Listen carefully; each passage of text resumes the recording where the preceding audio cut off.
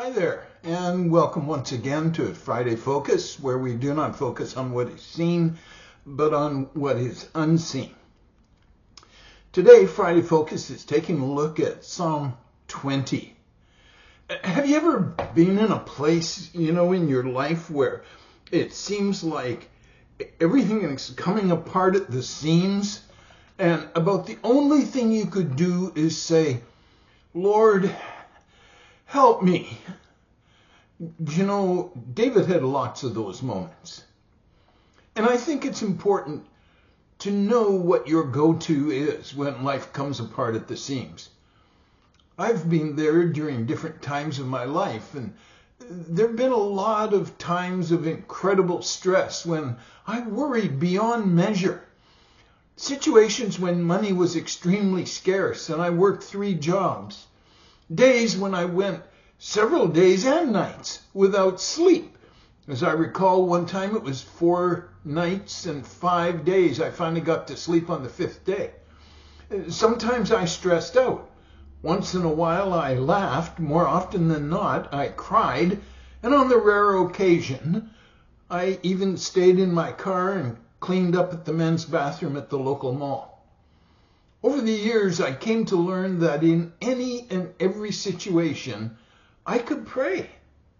Indeed, I came to see that the Lord not only welcomed my prayers, but encouraged me to pray, not only working in me, but in my situation. It's true. There are times when life can be chaotic, but during my many trips around the sun, I've learned that the Psalms are very practical. They give us great advice, telling us how we can live every day, whether it's forlorn or fabulous. Allow me to share with you one of those everyday living Psalms that can make a difference in your stress level, regardless of your struggle. So let's look at David's story. It's a good bet that you know who King David is, but have you ever taken time to think about his story? After leaving his father's sheep and entering Saul's service, life was definitely no picnic. He eventually had to leave his wife Michal because his father-in-law Saul was hunting him down like a wild animal to kill him. Every day he faced both the wilds of the wilderness and the wild man in the palace. On one occasion, while fleeing his jealous father-in-law, Saul, he had no choice but to flee to his enemies, those that would have normally killed him, the Philistines. And except for the fact that he pretended to be mad or crazy and mentally insane, he would not have gotten out of there alive. But David also had a history with the Lord. He knew what it was to both praise and pray in all kinds of situations. And the Lord demonstrated his faithfulness to David daily as he navigated a very chaotic time in his life. Are you there right now? Has life dealt you a blow, something you weren't expecting? Have you moved from faith to frustration? There's a prescription in Psalm 20, and it's for us. Out of his needs and experiences, David shares a prescription with us for everyday living in Psalm 20. Typical of David's writings, his heart seems to be fully exposed. The beginning is a cry for help as he battles the distress of everyday life.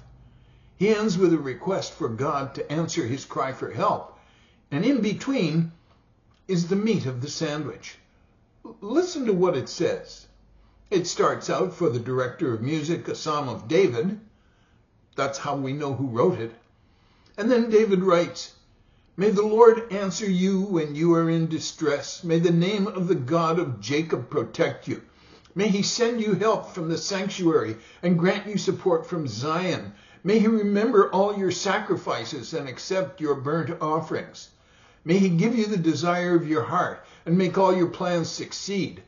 May we shout for joy over your victory and lift up our banners in the name of our God. May the Lord grant all your requests. Now this I know, The Lord gives victory to his anointed. He answers him from his heavenly sanctuary with the victorious power of his right hand. Some trust in chariots, some in horses. But we trust in the name of the Lord our God. They are brought to their knees and fall, but we rise up and stand firm. Lord, give victory to the king. Answer us when we call. Psalm 20, verses 1 through 9. As we read this psalm, we're struck by the fact that David does not waste words diminishing life's issues. Rather, he gives us a six-fold remedy for the stresses of everyday life. And so I want to share with you 6 things that Psalm 20 says to pray for when in distress. And number 1, pray for God's safety and protection. That's found in verse 1. Do you make a habit of asking the Lord for daily protection, both spiritually and physically?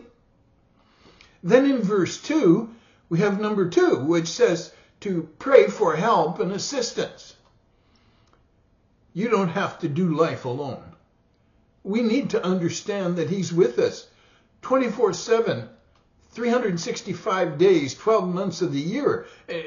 Just take a look at Hebrews 13:5 and Deuteronomy 31:6 and 8. Then number 3, pray for God's support in your endeavors. We find that in verse 2b, the last half of the verse. Ask the Lord to be a part of what you are doing. Make life a partnership with him. Then number 4, pray for acceptance of our ways, our words, and meditations. That's found in verse 3. And you can compare Psalm 19, verse 14, and Proverbs 3, 5, and 6. So pray for a heart of integrity so that who you are and what you do is acceptable in his sight. Let nothing of this world blur your focus. The 5th thing that we find in David's remedy for everyday life is to pray for the success of godly plans in your life. We find that in verse 4. It's not wrong to ask the Lord to give you godly success in all the affairs of life. Just make sure you know and are in the will of the Lord.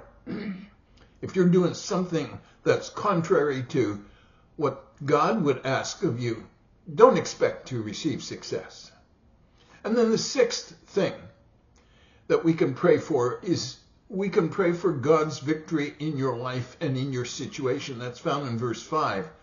When it comes to sins which seem to conveniently hang around waiting to be committed, look to the Lord. Ask for strength to overcome. Remember Galatians 2:20. You've been crucified with Christ. You're dead to the world, the flesh, and the devil. Christ lives in you. If the life you now live is the life of Christ within you, then live it well. Allow Psalm 20 to guide you in your prayer life as you invite the Lord into the nuts and bolts of everyday living. You'll begin to notice the difference. When in distress, there's nothing more enduring than his love, nothing more stable than his word, and nothing more comforting than his presence. This is Dr. Vic Hollyfriend in his grace.